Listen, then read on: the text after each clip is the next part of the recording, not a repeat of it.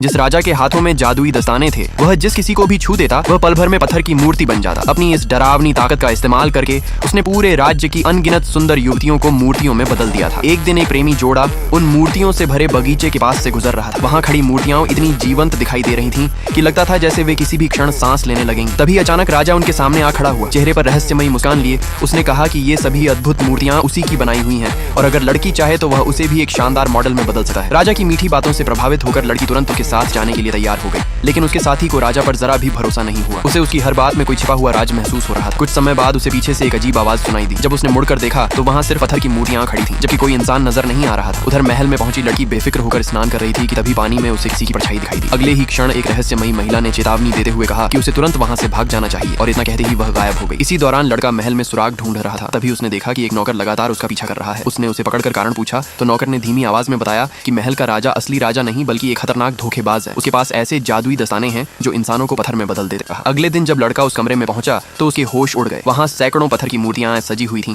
जो कभी जीवित इंसान हुआ करती थीं। ये देखकर वह अपनी प्रेमिका की सुरक्षा को लेकर बुरी तरह घबरा गया और पूरी ताकत से महल की ओर दौड़ा, मगर वह देर कर चुका था। राजा पहले ही मायरा को अपनी जादुई शक्ति से पत्थर की मूर्ति में बदल चुका था। अपनी प्रेमिका को उस हालत में देखकर लड़का सदमे से भर गया और उसकी आंखों से आंसू बहने लगे। तभी राजा एक बार फिर उसके सामने प्रकट हुआ और मुस्कुराते हुए बोला, अब अगली बारी तुम्हारी है। ये सुनते ही लड़का जान बचाने के लिए वहां से तेजी से भाग निकला।